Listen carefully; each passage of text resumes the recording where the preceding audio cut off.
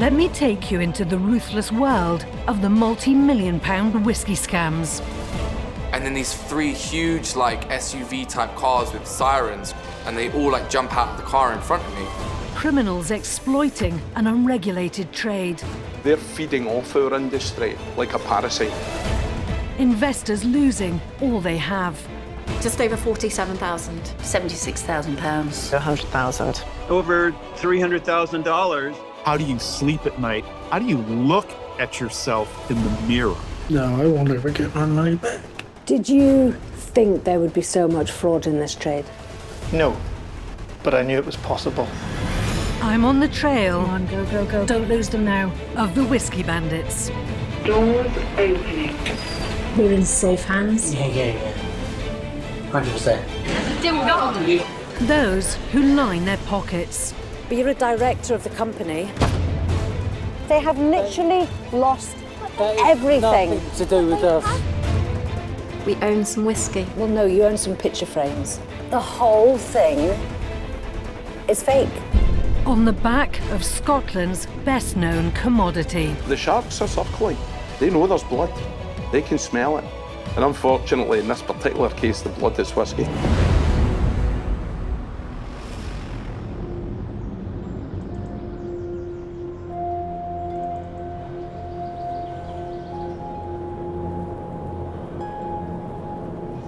I don't know anything about whiskey. I don't drink it. I don't even like it. But this really isn't a story about whiskey. The world of whiskey isn't one I would have marked as ripe for criminality. But I've heard it's become the latest go-to commodity for criminal gangs operating around the world. I'm on my way to meet a man who knows pretty much everything there is to know about the whiskey trade. So I'm hoping that he can fill in a few of the gaps for me. When you go back to the nose here, we've got this gorgeous sweetness, but it's beautifully integrated. For Kenny MacDonald, Slash it. whiskey's his business, but it's also his passion. Yeah. Banana conflict. Oh, Dunk, I could have that bottle quite happily, upside down at the side of the bed, intravenous. As well as selling his own whiskey brand around the world, Kenny's also a whiskey cask broker for those keen to invest in the trade. In the simplest rudimentary terms, what is an investment in a whiskey cask? Someone finds the cask, they buy the cask, it sits in the warehouse for as long as they want it to sit in the warehouse. And when they're not wanting it anymore, they sell it and they should make a nice profit on it. That's it. It's that simple. It's as simple as that? It's that simple. Cask whiskey is a pretty niche investment, or at least it was. 5 years ago, an industry report revealed huge returns being made from rare whiskies, much higher than bank interest rates. It sparked a gold rush. Quite literally overnight, cask companies started popping up out the woodwork like mushrooms. Yeah, from nobody being out there to hundreds of people suddenly trading casks. They're feeding off our industry like a parasite. I'm going to go off on the trail of the Whiskey Bandits, and I just wondered what you think I'm going to find. You're going to find people who will do anything and everything to take the last penny out of a dying person's hand. You're going to find people who will strip money off of genuine, honest, hard-working people. The minute you've got something which is popular, the sharks are going to start circling. They know there's blood. They can smell it. And unfortunately, in this particular case, the blood is whiskey.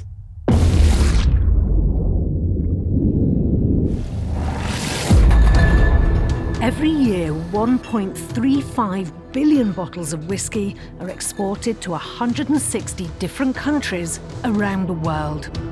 It's worth £7.1 billion to the UK economy. It's a massive moneymaker. There's more than 150 distilleries around Scotland, and people will travel from all over the world, just to be part of something they absolutely love. Hi. Hi. How are you? I'm Stephen. Well. Hello. Nice to meet you. How was the whiskey? Very good. So look, shall we go and find somewhere quiet and we can talk? Yeah, no problem.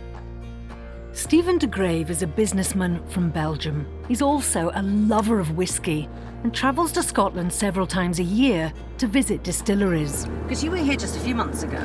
Yeah, it's my third time this year, I think, and fourth time coming up in June. 2 years ago, Stephen decided to take his love of whiskey a step further. I was thinking how cool would it be to own my own cask that was sitting in Scotland that I would be able to visit. And also it's a good investment. It's something that won't lose its value. So that was the start of a search on the internet. After some weeks, I got some messages on my Facebook, some adverts presenting a company where you could buy your own cask. And the company was called? Cask Whisky Limited. For investors on a new journey, transparency and clarity is key. In 2021, Cask Whisky Limited was the new kid on the block. Of whisky cask ownership. Within just a few months, it had made its mark. More than anything, we want to help you fulfill this investment journey and have a team of experts ready to answer all your questions. In its first year of trading, Cask Whisky Limited reported a multi-million-pound turnover, boasted of operations in Hong Kong, and it was winning awards. The CEO was this man, Craig Arch, who was promising great things. How much did you give them in total? In total for the two casks, about £10,000. Stephen was given a portfolio manager. Craig Arch, the CEO and founder, was constantly in touch. And the deals Stephen did with them were completed with a woman called Sydney Anderson. She sent me the contracts, the confirmation of the payments. Yeah, it was every time Sydney Anderson. She sent him these certificates.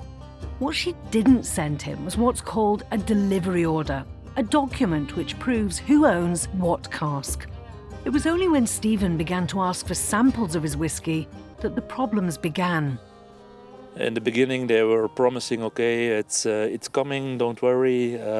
You just have to be patient a little bit. And some months later, another story, until the very end, where they just said, yeah, you won't get any samples.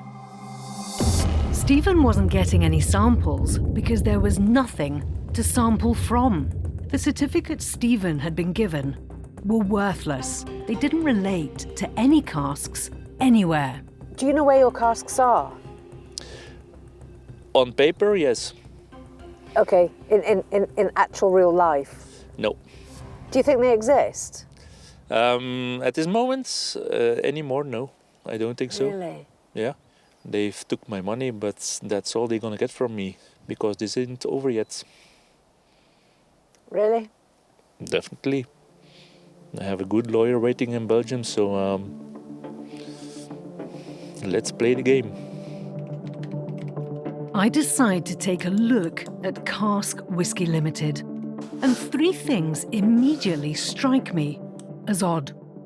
Can't find any evidence of their multi-million-pound turnover in their accounts. The director that's listed for the company isn't Craig Arch. That surprises me. The director and the person listed as being in control of the company, a multi-million-pound international award-winning whiskey investment company, appears to be an eyebrow technician from Essex.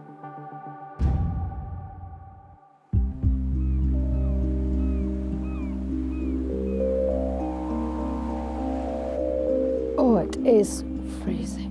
But the buying public, it seems, knows none of these red flags. On the face of it, Cask Whisky Limited is a great company. Alison, nice to Sam. finally meet. Yes, Nice to meet you. How are you doing? Come on in. Alison and her partner Ian live on the east coast of Scotland, near Montrose. With their money doing little in the bank in terms of a return, Alison began looking for other ways to cushion their retirement and came across Cask Whisky Limited. It seemed to be ticking all the right boxes for me. I mean, it sounded amazing. These were offering really good returns, weren't Yeah, they? I mean, initially 12, 13%. Yeah. The longer you kept it, you could be up to 45, 50%. Alison bought a cask at £3,000 from a sales agent. And then after I'd bought that first cask, he was calling me and texting me all the time about investing more money. He came up with 3 casks that he said would suit me. How much in total did you spend? £103,000. The last 3 casks I bought amounted to 100,000. It's a lot of money. It's a lot of money. It's a lot of money, but I was assured that if I wanted to sell quickly, they would just sell them for me.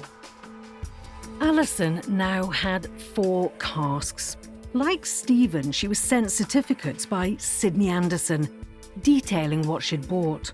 The company's online portal allowed her access to see how her investment was doing.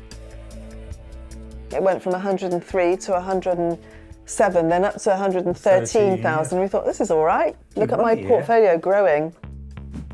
Hi, Alison. It was just a quick one. I just wanted to let you know. So your account is looking, in terms of the whiskey and the profit, so you've invested 103,000. It's looking at about 115 to 120,000. But it was just ringing for a chat sometimes. Yeah, it was. Or how did the house viewing go? That you were going to see a house, and just general conversation. Yeah. Right now, you'd be sitting on about 20 odd grand profit, and then if you need to sell, just let us know, and then you'll get it back within the week. The relationship between Cask Whisky and us changed dramatically the minute I asked them to sell my casks. Suddenly they didn't want to talk to me anymore. They were avoiding my calls, and I think Sydney Anderson, their admin person, was still answering emails but not calls. I was panicking. I was really panicking. That's when I started talking to Craig Arch. He said the market had gone quite flat, and the reason why he wasn't selling was because he didn't want to lose me money. So he wanted to get the price that the casks were worth. I said, I don't even care if I've not made anything on them. I just want my money back. You want the money back now at this point? I decided I would start investigating my own casks. On my certificates, it showed where my casks were, allegedly. When I actually contacted those warehouses, they weren't there. The casks weren't there. And then came a bombshell from the London City Police saying they were being investigated for fraud. Those being investigated included the CEO, Craig Arch. I need you to have a look at this. I've got some new facial recognition software, and I don't know what made me do it, but I've just put an image of Craig Arch into it. And have a look at what's come up. It's a mugshot, a police mugshot.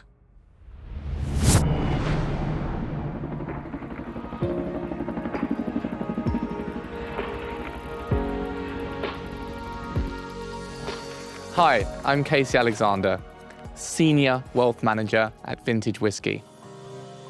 He's also the director and founder of the company. So, without further ado... In 2024, Casey Alexander and his company hit the headlines when it was discovered they were running an international multi-million-pound whiskey fraud. Vintage whiskey casks had targeted elderly Americans, persuading them to invest in casks of Scotch whiskey. One thing I know for certain is that you'll love being a part of this really fun, amazing market. More than 150 elderly people across America fell victim to Casey Alexander and his gang. I feel ashamed, first off, that I trusted in them.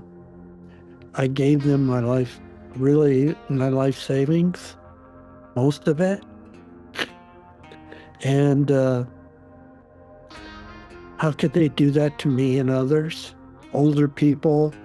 I invested over $300,000, the money that I've worked hard for all my life. You should be ashamed of yourself. At some point, you knew you were targeting these people. You knew you were extorting them for their hard-earned money. How do you sleep at night? How do you look at yourself in the mirror? How will I ever get my money back?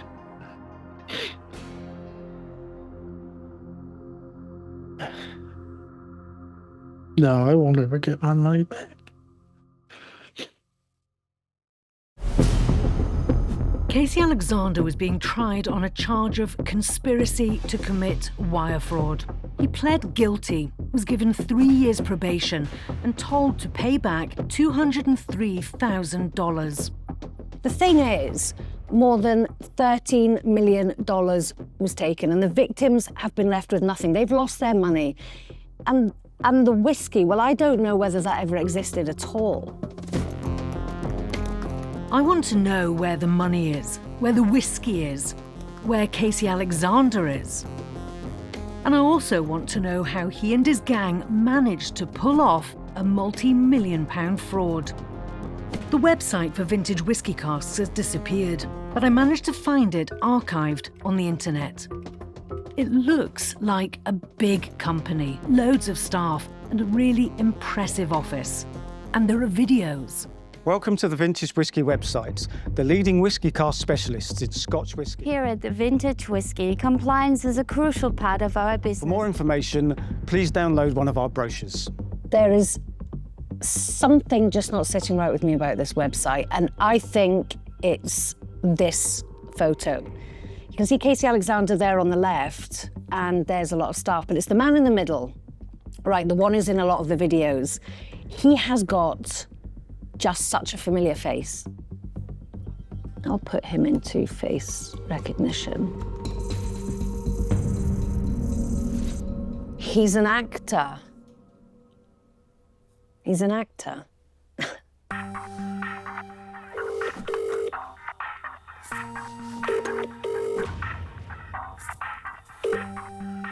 Hello? I know this may seem like a strange question, but do you remember doing a whiskey advert? I did, yeah. It was a while ago now. Yeah, it was like a corporate thing about investing in whiskey. Again, I was purely, booked as an actor. It was for a company called Vintage Whiskey Casks. Yeah, that's right, yeah. I was given a script beforehand to learn. I've obviously looked at the footage, and I thought, are they plugging me as the CEO of the company? And he said, no, don't worry. You're just there as a face answering the questions that investors might have before investing in whiskey. There were a lot of people there. Who were they all? We were all booked as actors. One by one, I check the other people in the staff photo. Nearly every single person in that company photo is an actor. The whole thing's fake. The whole thing is fake. None of the actors featured was aware of the fraud. But right from the start, it's clear this whole Scotch whisky scam was meticulously planned and executed. All of it, nothing more than a charade to take people's money. There's no sign of Casey Alexander anywhere on social media, nor is there a home address. But I managed to find a business address he registered just before the fraud. He was running a company that was making millions. And I'm imagining an expensive townhouse or flat, but that's not what this is looking like. Straight ahead. This can't be right, surely. Right, so that's the address there. And this guy was an international criminal hunted by the FBI. And this is where he was living. Nothing about Casey Alexander rings true. All right, okay. Wish me luck.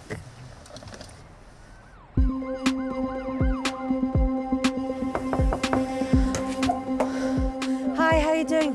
Are you Casey? 2 weeks, several phone calls, and one meeting later. And the man convicted for his part in one of the world's biggest Scotch whisky frauds is in front of me. You comfortable sitting there? Yeah? Seats comfortable? It's perfect. I feel like we're doing a group meditation in here. Casey Alexander's serving 3 years probation for his part in ripping off more than 150 elderly Americans.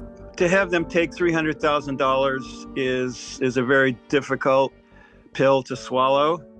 He was a manipulator and took my money, took my family's money. How dare him? There are people whose lives have been destroyed by this. Are you sorry for what you did? Yeah, 100%, yeah.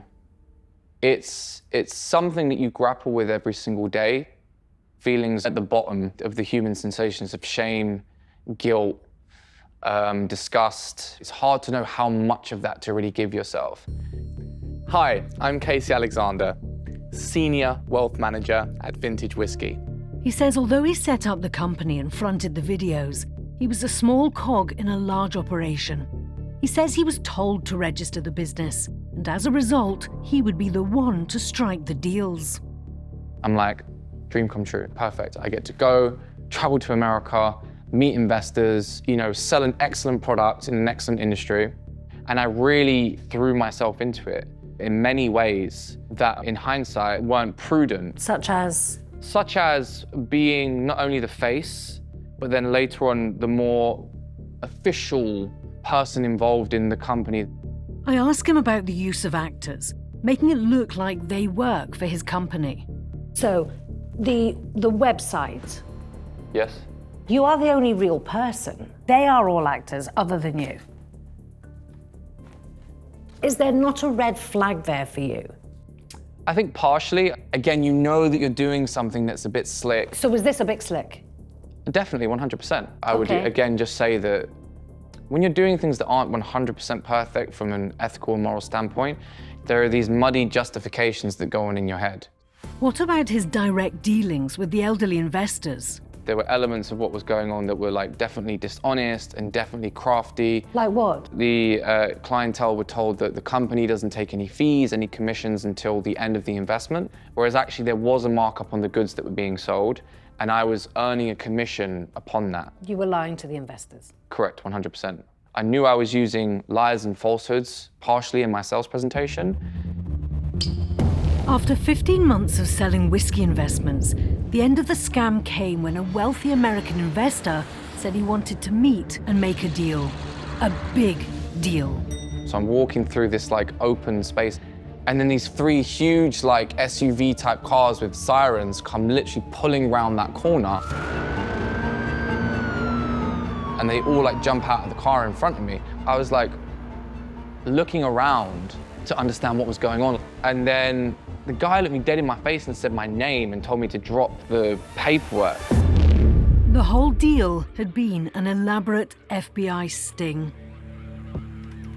After his arrest, Casey Alexander pled guilty to being involved in the scam, though he maintains he believed the whiskey did exist.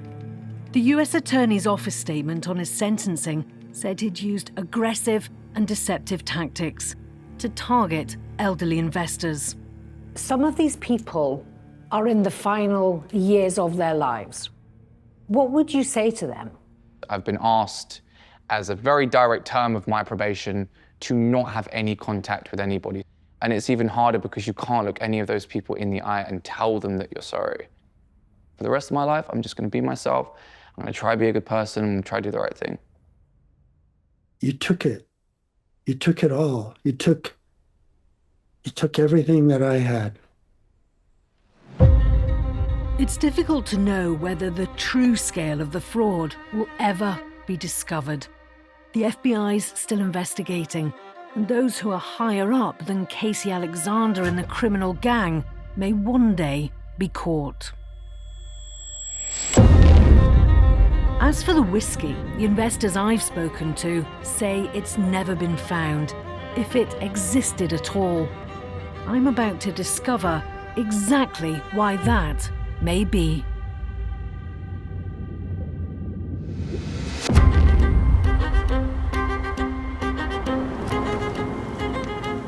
So I think it's just up here, and I'm not sure what I'm looking for, but I think it's a bonded warehouse filled with whiskey casks. Cask investments in the UK aren't regulated by any official body. Oh, there we go. I guess so. Barrels with a clue. This is Whisky Broker in Creetown in Dumfries and Galloway.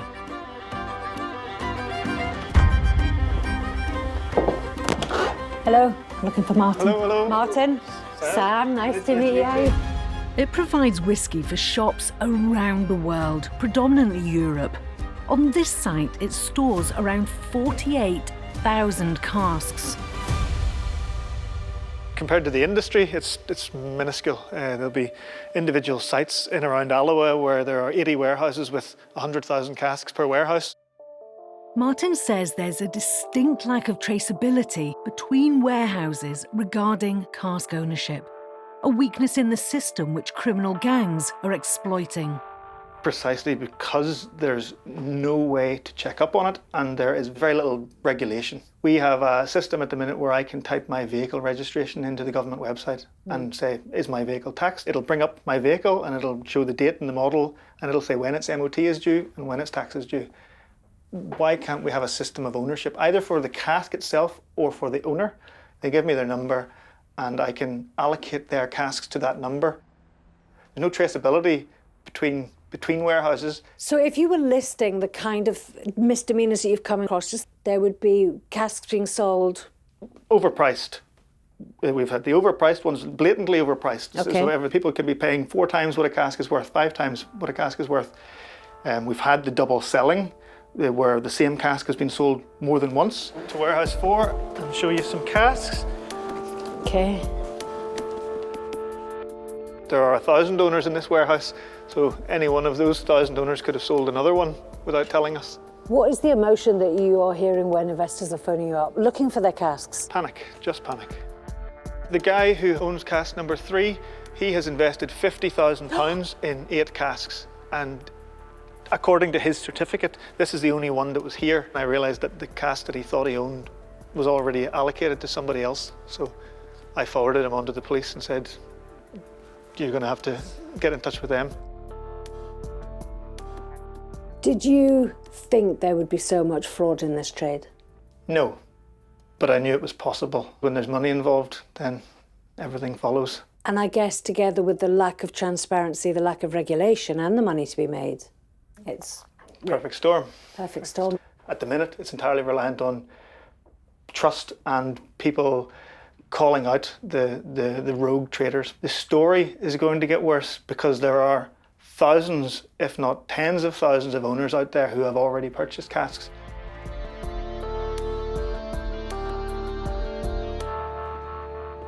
When you have an unregulated industry with such weak levels of scrutiny, then it's always going to be rich pickings for the criminal. And if you do get stung, then the onus is on you to do the investigating and to catch them.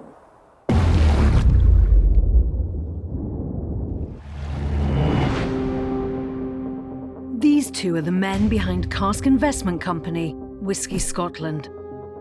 For legal reasons, we can't show their faces, but both have pasts they don't discuss with investors.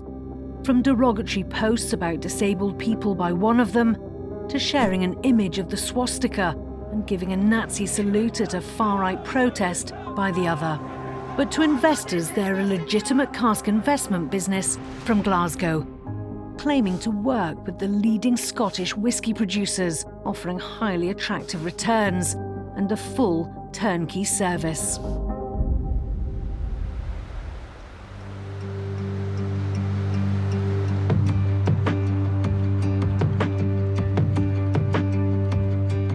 Down on the south coast of England in Bournemouth is Lizzie Lyons.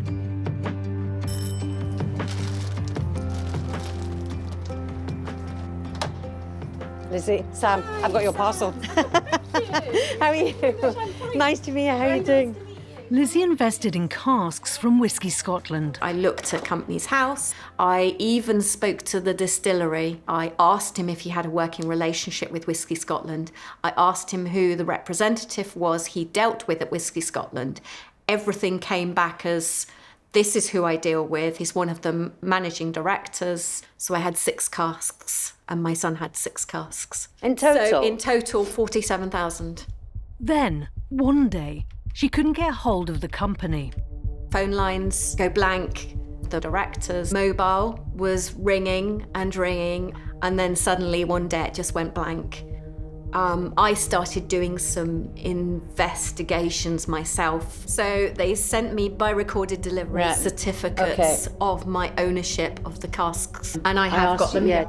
Can I see them all? Yes, I've got 4 of them, all the same. I have phoned the distilleries. Do they have your casks? No. None of them? My casks don't exist. So they literally just took your money? Yes. When you receive these, you kind of think, all right, okay. Yes. Were you quite happy? Yes. We own some whiskey. Well, no, you own some picture frames. At the moment, yeah. That's all we own. And some badly printed paper. Yes. I went on Trustpilot, and that's when I knew there was definitely a problem. Dozens of investors in the same boat as Lizzie had left reviews. I really want to compile as much evidence and information at this stage as I possibly can. So many of us have been caught up in this to the tune of over 3 million. So that's when I put on Trustpilot. I'm in the same situation as you guys. If anybody can reach out to me and tell me their story, and I think if there is a problem, which I very much feel there is a problem, we need to go en masse. 240 miles away from Lizzie, in Wrexham, is Jeff. Meeting him in between jobs. So. For the last 16 years, he's worked as a locksmith. Jeff, hi, thank you so much for waiting for me. He'd invested twice what Lizzie had, £100,000, his entire life savings. Whisky Scotland took the lot. I've come from nothing, and to someone to come and take that off me is not going to happen. I tried to get something back in the banks. It's not happening. It's bad investment, tough. Okay. It's your money, you lost it. It's your own fault. No one wants to help. So I'm never going to let my kids or my family take this. It's my responsibility. It's my mistake. See, people, they might see this as a weakness. It isn't. This is anger.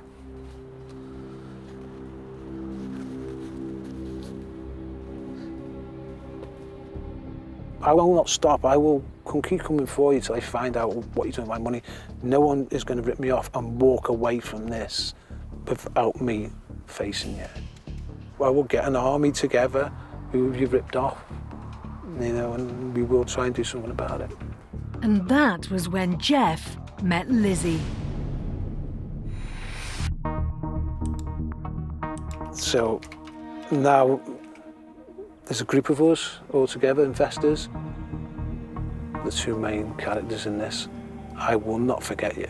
I will one day be tapping you on the shoulder to say, eye for an eye.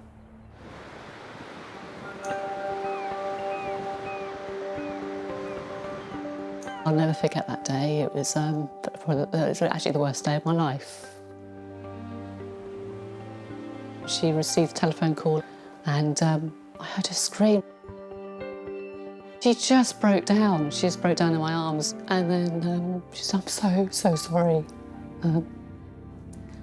It's metastasized. The cancer's back.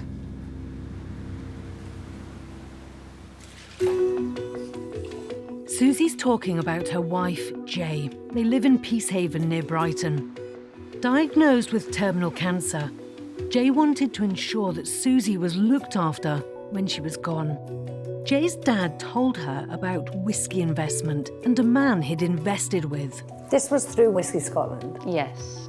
Jay bought 7 casks of whisky from them. She was sent certificates, not delivery orders. These ones signed by one of the directors of Whisky Scotland. And in total, you gave them how much? It was just over £76,000. The director who sold her the casks knew all about Jay's diagnosis. He'd often leave her voicemails. Hi Jay, sorry I haven't been in touch since your last message. I've been travelling all over. Hi Jay, Happy New Year to you too, my love. I'm just at the airport at the minute. I'm just on the way to The Dublin. last few weeks I've been travelling so much, meeting so many people, drinking so much. I absolutely love Krakow. Every woman there is a model. Oh Jay, I'm so sorry you're feeling bad, but like you're my favourite ever client. I'm going to have 2 cocktails for you, and I've got a funny feeling you're probably going to outlive me, so God bless you, and, you know, just wish you all the best. Just think the world of you. Thinks the world of me enough to run off with my money. And after those voicemails, Nothing. you've never heard from him again? No, nothing. Jay's since been told it would be 25 years before she'd even get back what she'd paid for 5 of the casks. The other 2 casks, they didn't exist. They've made somebody who's facing end of life at an early age, they've made it infinitely more difficult. None of it will matter to people like this. No. They don't care. Clearly going by their posts on social media, she's right. This is on the Orient Express, where he proposed to his girlfriend. Had a lovely time. There's the ring. It's good to know where our money's gone. It was quite a lovely wedding. Lovely couple. I'm glad he enjoyed everybody else's money. They're just back from Cape Verde. Well, they can afford it, can't they? They're living a fantastic life, aren't they? On everybody else's misery. How do you live with yourself? And thank you, just thank you for making my end of life even harder. Whisky Scotland deployed every single trick in the book that was described to me by Martin back in the whisky warehouse in Dumfries. Overpricing, selling casks that simply didn't exist, and exploiting the opaque and unregulated trade in cask investments to profit to the tune of millions. The collective actions of Lizzie, Jeff and Jay have led to the police now taking an interest in the company. I'm also interested to catch up with them. It should be round here and up into a terrace. I'm in the centre of Glasgow, heading to the registered office of Whisky Scotland. That's definitely it. That's definitely the address. Have a little look.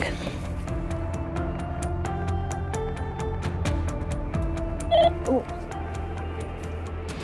Hello, I'm trying to find Whisky Scotland, and this is the registered address. What you're saying is that the directors of Whisky Scotland and Whisky Scotland, it's never actually been here. How would I get their forwarding address? You can't give it to me.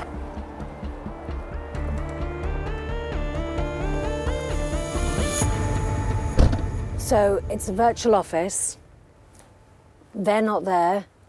They've never been there. The whole thing, it's just a charade. I start looking for their home addresses. Both men are from Essex. The last known address for the director who sold Jay her casks was rented. He left over a year ago, and now he's simply vanished. The other director's a mystery too. He's not at any of the addresses I can link to him. But there's a breakthrough when I spot a post on his wife's Facebook page. It's a photo of a private car registration plate that they're selling. Near to where his wife works, I spot the car going past me. Come on, go, go, go, go, go, go, go.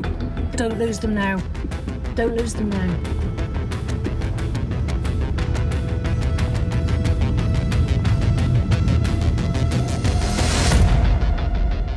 I managed to follow the car to an address, which means that after months of searching, I may finally have found where one half of Whisky Scotland is.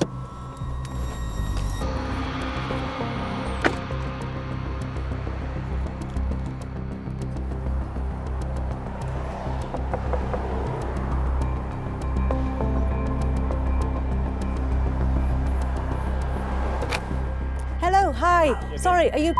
Hi, so my name's Sam. It's the director of Whisky Scotland. And I wanted to talk to you about Whisky Scotland. No, I'm not. I understand that, but you're a director of the company. And you, but can I just... In case somebody doesn't want to talk to me, I'll try one more time.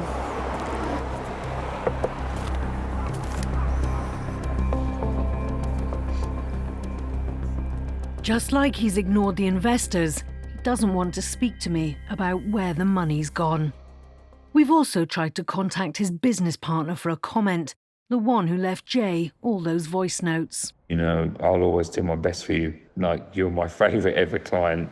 He hasn't responded. I need you to have a look at this. I've got some new facial recognition software, and I don't know what made me do it, but I've just put an image of Craig Arch into it. Remember Craig Arch, CEO of multi-award-winning Cask Whisky Limited? The incredible prospects of whisky cask ownership. And remember Stephen from Belgium, who'd invested in the company and lost the lot? And Alison in Montrose, who'd handed over £100,000. When I'd put Craig Arch's photo into face recognition, this is what came up. So this is the mugshot that I found late last night. And when you click on it, it takes you to a number of articles about a man called Craig Brooks. And Craig Brooks is a convicted fraudster. He was convicted of running a multi-million-pound scam, £6.2 million. There were 350 victims, most of whom were elderly. And he was jailed for a year. I mean, it looks like Craig Arch. I think it looks like Craig Arch. Am I 100%? No, I'm not. No, I am not. It doesn't take long to find convincing evidence, though. This is Craig Brooks in 2014. And this is him now. It's Craig Arch. Straight out of prison, Craig Brooks has changed his appearance, changed his name to Arch, and set up Cask Whisky Limited. And the director of the company, the eyebrow technician, it's his fiancée. With Cask Whisky Limited under investigation by the police and no longer trading, I start to think I've missed my chance in catching them out. Then I come across a new company, Cask Spirits Global. The director is this man, Paul Hutchins, seen here getting married and watched on proudly by his daughter, the fiancée of Craig Brooks, and by the man himself. I send an email to Cask Spirits Global and say I'm representing a wealthy client who wants to invest in whisky. Hopefully, it will be enough to get in front of them, whoever they are.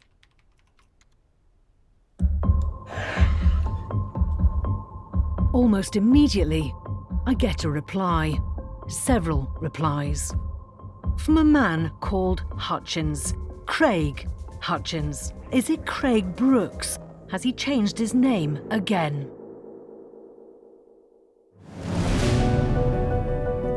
While I wait for Craig Hutchins to get back to me about a meeting, it's time to tell Alison and Ian the truth about who they gave their money to.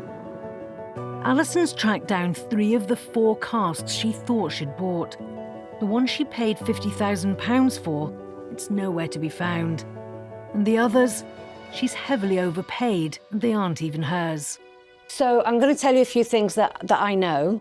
Okay. So there we are. That is a man that you know to be Craig Arch? Yeah. Yeah. Yep. Oh my good God. Craig Arch is actually a man called Craig Brooks. Oh. Right. And Craig Brooks is a convicted fraudster. Huh? Oh my God. He was convicted for multi-million-pound fraud. Okay. They ran an investment fraud of millions. No. Targeting mainly older people. What a bunch of crooked... This just Just doesn't care, does he? How do these people get away with this? I was going to say. They've been done for fraud before. Mm. And yet they've had the gall to come out And just do it all over again. and do it again. He's disqualified as a director. That's why it wasn't on he's Company's not on House. the Company's House. The woman who is on Company's House as the director is his partner. All right, okay. Well, Craig Brooks' partner. Craig Arch, whatever you want to call him. So is anybody that we spoke to in that company Who who should they be? say they were? I hope they catch up with you one day and you get jailed for a long, long time. I will pass those messages on. Thanks. Thank you. Should I see him? Yeah. Thank you very, very Which much. I'm planning on. Good. Okay. Are you? Good for you.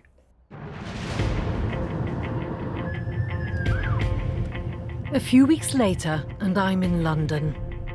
I'm posing as the representative of a wealthy client, and I'm off to a meeting at the Westminster office of Cask Spirits Global.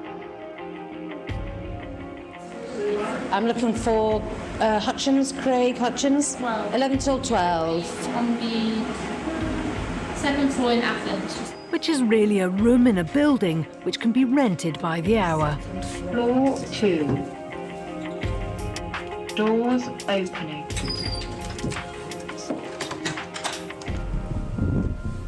Craig. Hi. Hi. Yeah, nice to meet you, Anna. I was meant to come down and grab you. What was your name? Sophie. It's not, it's Sydney Anderson. I got an email from you. She's admin for Cask Whisky Limited. Oh, How are you? And this is convicted fraudster and disqualified director Craig Brooks. Sorry, Arch. No, that was Cask Whisky Limited. Today, he's Craig Hutchins. I'm good, how are you? I'm very well. And this is Michael Davies, real name Michael Conway. Being young and ambitious, I've got time on site to go in a performance-based role. Now a whiskey broker for Craig Brooks. I've got lots of history in the whiskey market. 4 years at my last company and 3 years previous. Okay. So 7 years in total in the whiskey market. Wow. I've got contracts with all the warehouses in Scotland. Okay. The majority of clients, they start smaller, so anywhere between 3,000 and 50,000. So I think my largest trade is 1.4 million. They show me a printout of casks they'd selected especially for my client to buy. I later showed these figures to industry experts. They say they're 10 times what some of these casks are actually worth. They want $1.5 million from me for the lot. We can receive any amount up to 4 million without notifying the bank. And in terms of being used to using sums of that amount, we're in safe hands? Yeah. 100%. They tell me that should I wish to sell any casks I buy from them, they have a long list of clients who they'd turn to first. So we have an existing client base. So he's been going back 7 years. Okay. 11,000. All over Europe, really, to be honest with you. You've got clients all over Europe? Over Europe. Greece, Cyprus, Norway. France, of course. Belgium, actually. Oh, right, okay. The youngest is 19. The oldest is about 92. He then tells me about his business model. Well, if we're selling a profit, we charge 10% on the profits only. Right. So you don't make any money from them until they're sold? Exactly, yeah. But then how do you exist in business if you make no money until they're sold? Because we've got existing clients that we're selling out on all the time. So have you used this business model before? Yeah. And it works? Yeah. Business matters dealt with. Now I want to get to the bottom of exactly who I'm dealing with. In terms of the family business, is it a full family business or is it just the two of you? There was Sydney as well. She's my sister-in-law. Sorry, who's Sydney? Was Sophie. But Sophie? Yeah. Oh, that's who I met. And who's Sydney then? So she's worked with us as well. But she's not here. And Sydney's family? Yeah. How's... That's my girlfriend. Right. Okay. There she is. Sister? Yeah. Oh, she's gorgeous. Just met her. That's Sydney. I got confused. Oh my goodness, right, okay. So that's right, okay. So that's Sophie or Sydney? Yeah, Sophie, sorry. That's Sophie. They look very much alike. They do look very much alike. I know, but you should be able to spot your own. Oh, no, I'm bad at it, honestly. Yeah. And what about the director of the company, Paul Hutchins, father of Craig Brooks's fiancée? Who is Paul? Paul Hutchins. I didn't know that when we got together that her father's name was Hutchins. Oh, I see. So when did you find, like, that would have been Yeah. Wow. So Hutchins just chance. That's amazing. Meant to be, I guess. Yeah. He's meant to be. And he's not with So, according to Craig, it's just a coincidence that he shares the same surname as the company director. So tell me, it's your company, or you run the company, yeah. right? Okay. Is Paul someone we would need to meet or not? No. Okay. So in terms of decision making, that's me. Okay.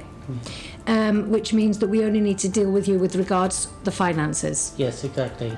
So, Craig Brooks, a convicted fraudster and disqualified director, is running Cask Spirits Global, acting as a shadow director, which is illegal, and using a frontman, Paul Hutchins, for the paperwork, just as he'd used his partner, eyebrow technician Bree Akers, as the frontman for Cask Whisky Limited. Thank you very much for your time. I sleep myself out. Thank you so much. I really appreciate your time. Thank you. Bye-bye. See you later. Bye-bye. Bye. Moments after I leave the meeting, so do they, to the nearest pub, where they discuss the false names they'd used in their meeting with me, their would-be investor. I went like this. They look very similar.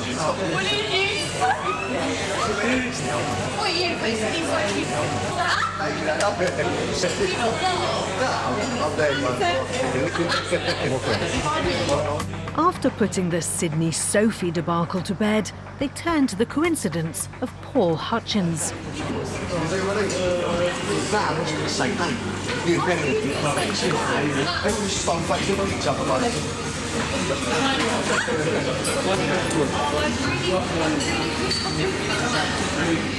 I then send a text to Craig Brooks's phone, still pretending to be the representative of the wealthy investor.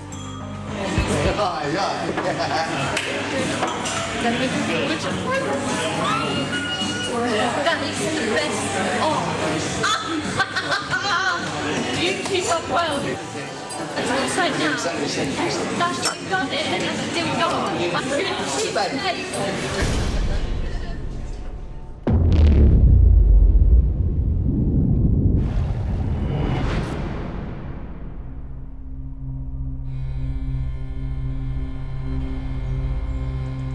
Throughout this investigation, what's clear is that the cask investment trade has fast become whisky's Wild West, unregulated and open to exploitation by criminals. It's now been a few weeks since I met with Brooks, Hutchins. And there's just one more thing left for me to do.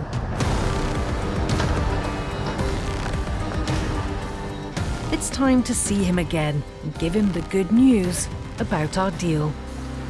Hi. Hello. Oh, you probably don't recognise me. I look totally different. I know, that's because I'm not who I said I was. Just as you're not who you said you were. You're Sydney Anderson. You're Craig Brooks, convicted fraudster, disqualified director. You've been running company after company. You were all using deception, correct? But who are you? I'm Sam Poling. I'm an investigative journalist with the BBC. I've been investigating you. Yeah. You're not Sophie, are you? You're Sydney. So your name's Sophie? Yeah. That's not true. You use your fiancée's name as a director for Cask Whisky Limited, correct? So she's an eyebrow technician. Okay, correct. How many investors do you think you've taken money from for Cask Whisky Limited? Sit here. Okay. Oh. Some of these whiskey casks don't exist, right? Some of them you were selling were 5 times the amount. They all exist. They all exist. They all exist. We've been liaising with everyone and we've given all the... Who has? Sophie has or Sydney has, just so that we're clear. And Craig Hutchins has, or Craig Arch has, or Craig Brooks. It is. There are so many investors looking for their money.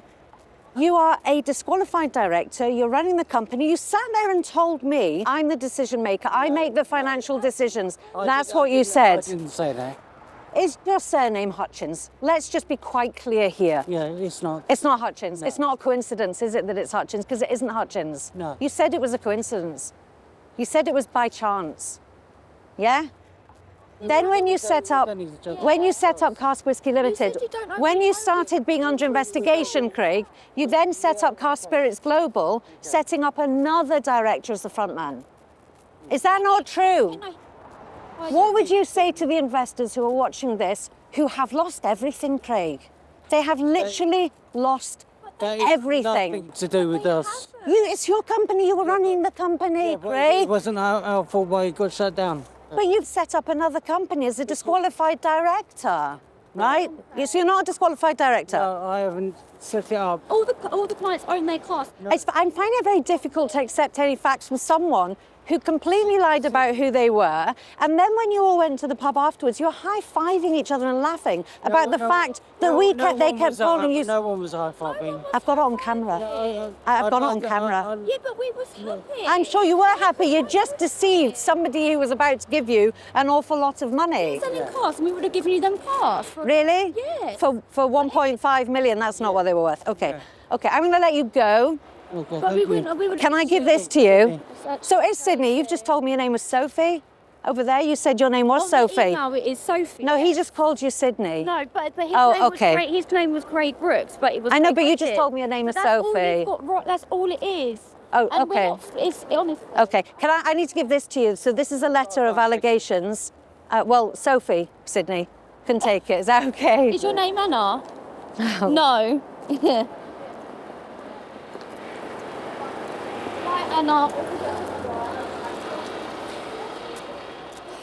I mean, my advice would be, if you are interested in investing in whiskey casks, do your research, because not everybody is who they say they are.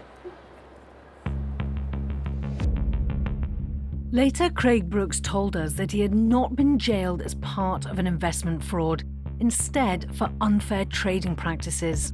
He said casks were only ever sold for 1.7 times their wholesale price, and he denied stating they had 11,000 clients, saying, "We must have misheard." Michael Conway said he'd used the different name as it was an available email account. Sydney Anderson said the same. The account was given to her to use under the name Sophie King. It was not to be deceptive or fraudulent. She told us the company operates legitimately.